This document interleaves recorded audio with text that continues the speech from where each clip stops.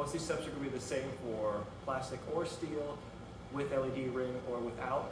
With the LED ring, it's going to power on automatically, change colors automatically, so there's nothing you need to do differently. First step, you get out of the box. The only real assembly you're going to need is to put the mounting bracket on via these black screws. They're going to come in a plastic bag inside the case, and one on each side.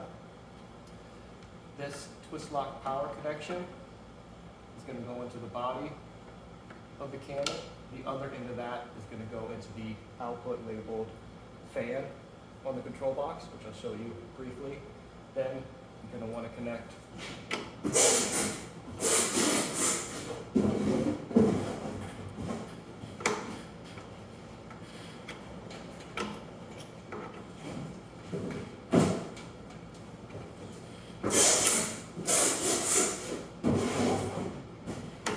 the water line as this brass quick connect piece.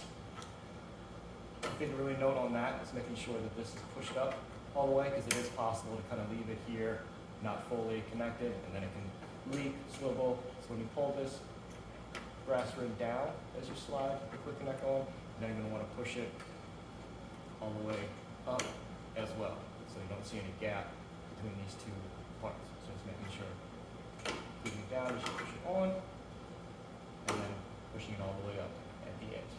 And you can adjust the angle as you need. Next part here, we're going to look at the water pump.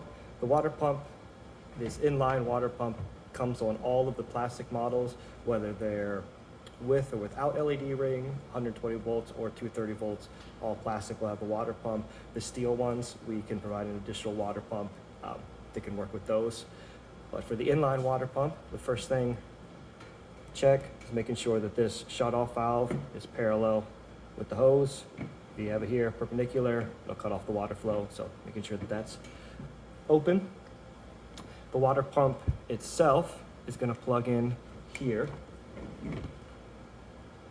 where it says pump. This twist lock connection runs along and connects to this right here. So pump goes in where it says pump. Fan, this is that cable that we saw in the earlier video that's connected into the body of the cannon itself. And power, lastly, just a typical wall plug that'll plug into extension cord, wall outlet, wherever you need. Then we have two buttons on the top. The main thing that's important to note here is you're going to want to turn on the fan first. What this does is give it about 10 seconds. That's going to get the fan whirling up to speed. And then you'll hit the water pump.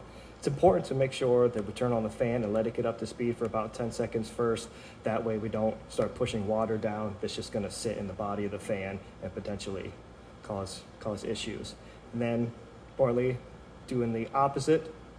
When we're turning it off, we're going to turn off the pump first. That'll stop water from flowing into the cannon, and that way the pump can still be running for about 10 seconds or until you see no more water coming out of the fan. I also recommend, just to be safe, go ahead and tilt the fan down, let any extra water drain out, all this while the fan's still running, and then lastly, turn the fan off.